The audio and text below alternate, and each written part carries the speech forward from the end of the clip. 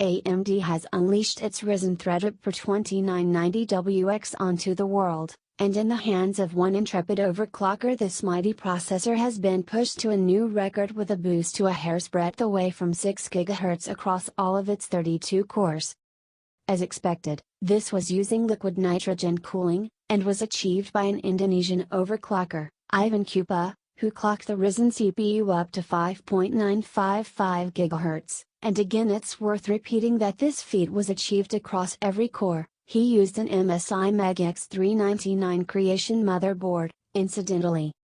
A week ago, we witnessed an overclock to 5.1 GHz across all cores, but obviously this fresh effort, spotted by MADTECH.com, rather blows that away.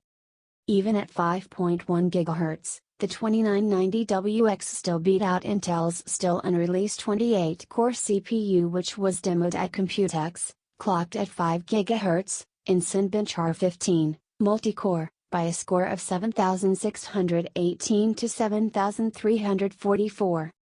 Cinebench champ.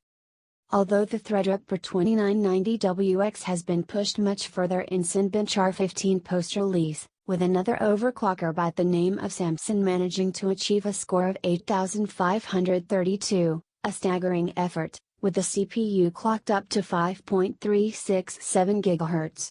That's a new world record for Cinebench, as you might guess.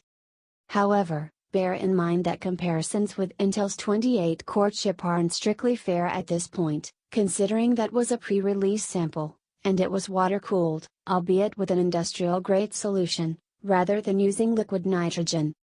It's equally worth remembering that Intel's processor could cost many thousands of pounds, dollars, possibly even 10 grand, whereas the Threadripper 2990WX is priced at $1,799, 1,639 pounds, 2,679 Australian dollars, so the sort of performance you're getting is pretty epic at this level.